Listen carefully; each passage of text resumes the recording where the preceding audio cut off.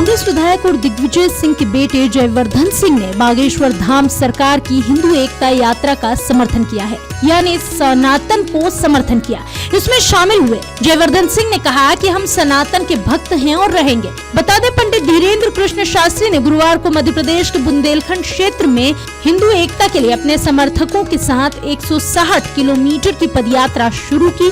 9 दिवसीय हिंदू एकता पदयात्रा बागेश्वर धाम से शुरू हुई, जो निवाड़ी जिले के ओरछा में श्री राम राजा मंदिर में जाकर समाप्त होगी। इस यात्रा में शामिल हुए विधायक जयवर्धन ने कहा कि जाति पाति को खत्म करने के लिए यह यात्रा बेहद जरूरी है। जयवर्धन सिंह के इस बयान के सियासी मायने निकाले जा रहे हैं। बता दें, कांग्रेस नेता राहुल गांधी देश में जातिगत जनगणना की मांग कर रहे हैं, जबकि जयवर्धन सिंह कह रहे हैं कि जाति पाति को खत्म करें और हिंदू एकता की भी बात कर रहे हैं। कहीं न कहीं कांग्रेस के दो अलग अलग नेता दो अलग अलग विचारधाराओं को समर्थन करते हुए नजर आ रहे हैं। ऐसे में जयवर्धन सिंह ने ये भी कहा कि यदि संत चाहते हैं तो सनातन बोर्ड का गठन करना चाहिए। जयवर्धन सिंह ने मीडिया से बातचीत के दौरान कहा कि वह शुरू से ही बागेश्वर धाम सरकार के भक्त रहे हैं।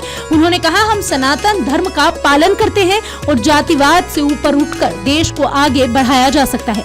उन्होंने कहा कि भगवान कृष्ण ने कहा है कि सभी समाज को एक प्रकार का सम्मान देंगे, तभी समाज का भला होगा। हिंदू राष्ट्र के मुद्दे पर जयवर्धन सिंह ने कहा कि हिंदू धर्म की शुरुआत भारत से हुई है, तो यह स्वाभाविक है कि भारत हिंदू राष्ट्र होगा और यह तो हमने हमेशा माना है। बता दें, इस यात्रा की शुरुआत में बीजेपी प्रदेश अध्यक्ष और खजुराहो सांसद वीडी शर्मा भी शामिल हुए थे। बागेश्वर धाम सरकार की यात्रा के हजारों भक्त इसमें जुड़ चुके हैं, लेकिन कांग्रेस विधायक जयवर्धन सिंह के यात्रा में शामिल होने के बाद सनातन एकता यात्रा पर सियासत भी गरमाने लगी है। बता दें कि अब इस यात्रा में तेलंगाना राज्य के विधायक टी राजा भी बागेश्वर यात्रा में शामिल होने जा रहे हैं। बता दें, बागेश्वर वाले बाबा यानी धीरेन्द्र कृष्ण शास्त्री गुरुवार से पदयात्रा पर निकल चुके हैं। हिंदुओं के बीच मौजूद जाति भेदभाव, छुआछूत, अगड़े और पिछड़े का फर्क मिटाने के लिए बागेश्वर धाम के पीठाधीश्वर पंडित धीरेन्द्र कृष्ण शास्त्री ने गुरुवार से 9 दिवसीय पदयात्रा की शुरुआत की है।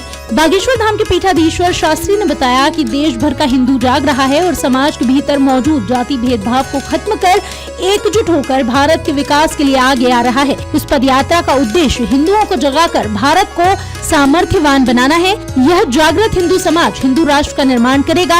उन्होंने कहा, इस यात्रा में शामिल होने के लिए देश ही नहीं बल्कि विदेश से भी अनेक सनातनी लोग शामिल हो रहे हैं। लगभग 20,000 लोगों ने इस यात्रा में साथ चलने के लिए पूर्व से पंजीयन कराए हैं, जबकि इससे कई गुना लोग बिना पंजीयन की यात्रा में शामिल हो रहे हैं।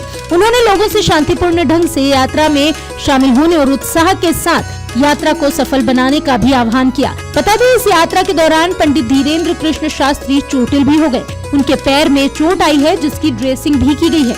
बता दें, इस पदयात्रा में सभी हिंदू समाजों को एकजुट करने के उद्देश्य से विभिन्न समाजों के महापुरुषों को झांकियों के रूप में सम्मिलित किया जा रहा है। यात्रा में ऐसे 15 रथ तैनात किए गए हैं या तैयार किए गए हैं, जिनमें गौरथ, महापुरुषों के रथ, बागेश्वर बालाजी का रथ और बागेश्वर धाम का संकल्प रथ भी शामिल है। इसके अलावा 160 किलोमीटर तक रथ को खींचने वाले बुंदेलखंड के खली बद्री विश्वकर्मा भी इस यात्रा में उपस्थित रहेंगे।